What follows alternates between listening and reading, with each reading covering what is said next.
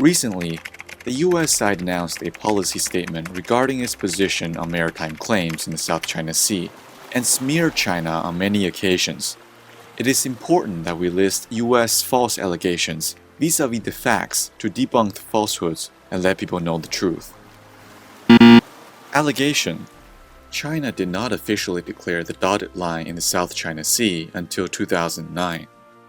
Reality check: in 1948, the Chinese government officially published the map of the administrative districts of China on which the dotted line of the South China Sea was clearly marked, reaffirming China's sovereignty and relevant rights and interests in the area. Over a very long period of time after that, the littoral countries of the South China Sea and the wider international community have either explicitly supported or acquiesced to China's announcement, and no country has ever opposed or questioned it. Moreover, the encyclopedias, yearbooks, and maps published in many countries all vindicate China's sovereignty and jurisdiction over the Nansha Islands. Allegation: China's maritime claims in the South China Sea have no basis in international law. Therefore, the US has urged relevant countries to oppose China's maritime claims in the South China Sea.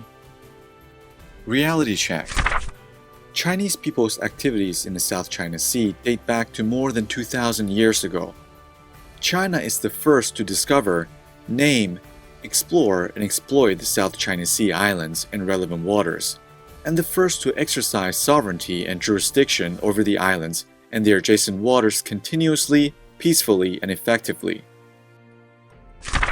China's territorial sovereignty and maritime rights and interests in the South China Sea have solid historical and legal bases, which are consistent with international law and practice.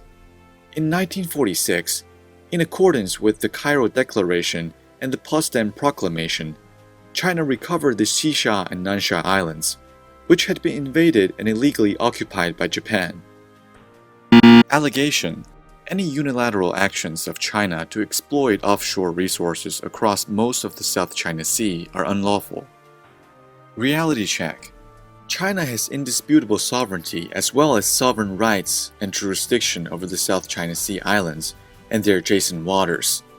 Meanwhile, China has always stayed committed to peaceful resolution of relevant disputes through negotiation and consultation with the countries directly concerned.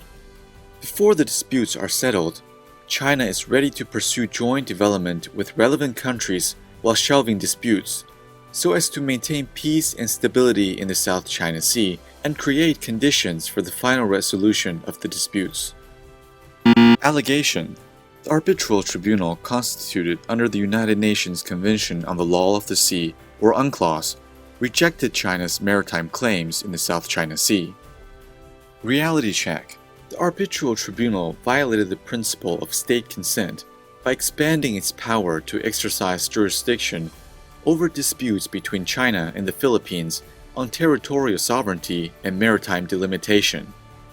Its obvious mistakes in the determination of facts and the application of law were questioned by many countries.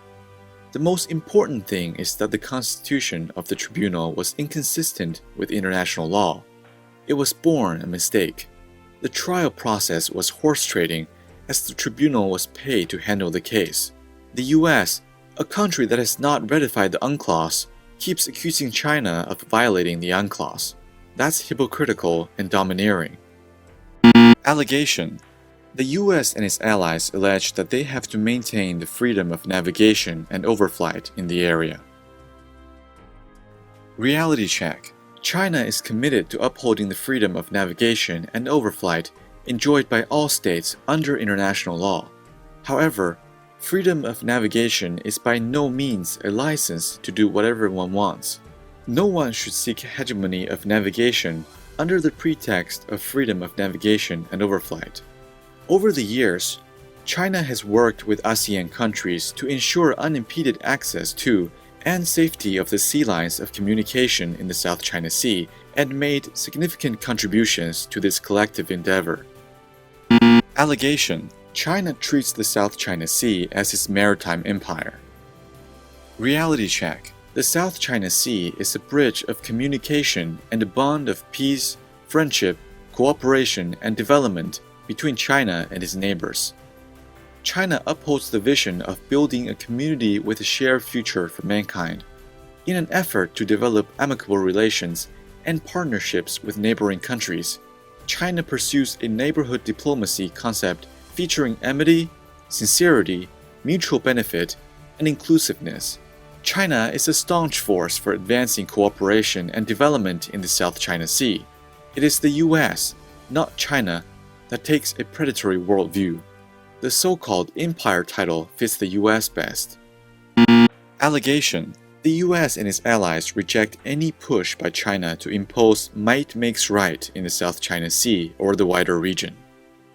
Reality check: China adheres to the path of peaceful development, pursues a defense policy that is defensive in nature, and champions common, comprehensive, cooperative, and sustainable security. It is the US that clings to the belief of might makes right and resorts to force and intimidation at every turn. From 2001, the US has waged wars and military operations in countries including Iraq, Libya, and Syria, causing more than 800,000 deaths and tens of millions of people displaced. Allegation: China harassed other states' fishing and hydrocarbon development in these waters and launched a campaign of bullying to control the resources.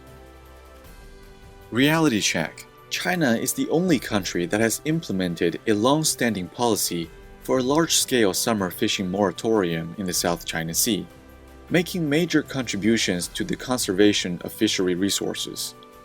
China carried out construction on the islands and reefs in the South China Sea with a purpose to actively implement its international obligation in maritime search and rescue, disaster prevention and mitigation, marine sciences research, meteorological observation, ecological environment protection, navigation safety and fishery, and provide public services for passing ships from various countries in the South China Sea. Allegation: China's military exercises in the South China Sea caused instability in the area. Reality check: the Chinese military conducted training exercises at our doorstep in accordance with its annual training plans. The exercises aimed at no specific country or target. It is the US that has deployed many advanced military vessels and aircraft to flex its muscles in the South China Sea, posing grave threat to regional peace and security. Since the beginning of this year, the US warships have made multiple aggressive moves in the region. Their illegal entry into the territorial waters or the adjacent waters and airspace of the islands and reefs in the South China Sea challenged China's sovereignty and security. Moreover, the US sent military aircraft frequently to the region and conducted twin carrier exercises twice in a month. It is a clear fact that the US is the strongest driving force for militarization and the destructive factor and troublemaker of regional situation in the South China Sea. China has always been and will continue to be committed to maintaining peace and stability in the South China Sea, firmly safeguarding its sovereignty and relevant rights in the region, and striving for the peaceful settlement of the disputes through friendly negotiation and consultation with countries directly concerned. China stands ready to make concerted efforts with ASEAN countries to build the South China Sea into a sea of peace, friendship, and cooperation.